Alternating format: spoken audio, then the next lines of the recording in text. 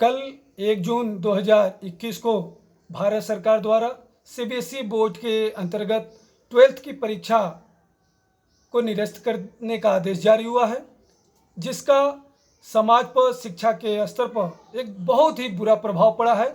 इसका मैं डॉक्टर गोस्वामी गौरव भारती, प्रदेश अध्यक्ष, राष्ट्रीय विद्यालय प्रबंधक संघ, अपने तमाम प्रबंधक साथियों के साथ साथ शिक्षक साथियों की तरफ से इसकी निंदा करता हूं तथा माननीय प्रधानमंत्री के साथ साथ समस्त आदरणीय शिक्षाविदों से जो कल की मीटिंग में बैठे थे, जो सीबीएसई बोर्ड को संचालित करते हैं, उनसे मैं ये कहना चाहता हूं कि आप अपने निर्णय पर पुनः विचार करें। आपने 20 मई से आपने ऑनलाइन कक्षाओं को संचालित करने का निर्देश दे रखा है। जब ऑनलाइन कक्षाएं संचालित हो सकती हैं तो ऑनलाइन परीक्षाएं क्यों नहीं?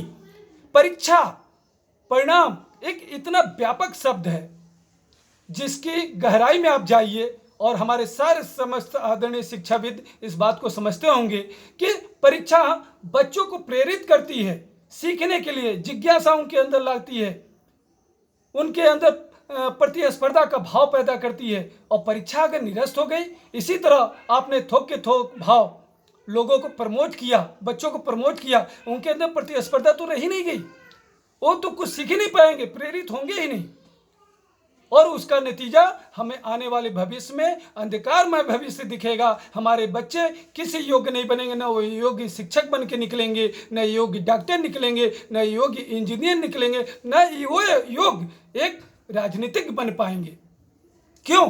क्योंकि उनके अंदर जो जिज्ञासा थी, जो सीखने की जिज्ञासा थी, जो परीक्षाओं को प्रेरणा देता था, कुछ सीखो, कुछ करो, तभी परिणाम आपको मिलेगा। जो आपने साल भर किया उसका मूल्यांकन, आत्मचिंतन का परिणाम आपको परीक्षा में मिलता था, आपने उसको मजाक बना दिया। मैं भारत सरकार से व अन्य राज्यों की सरकारों से पूछना चाहता हूं, आपने ऑनलाइन शिक्षा कराई, आपने कहा कि ऑनलाइन शिक्षा 100% सक्सेस है, तो भैया ऑनलाइन परीक्षा क्यों नहीं? मात्र 6 से 7 दिन की परीक्षा कराने में कोरोना आ जा रहा है। घर पर बैठ के बच्चे पढ़ सकते हैं पर परीक्षा नहीं दे सकते हैं। यह तो दोहरी नीति है।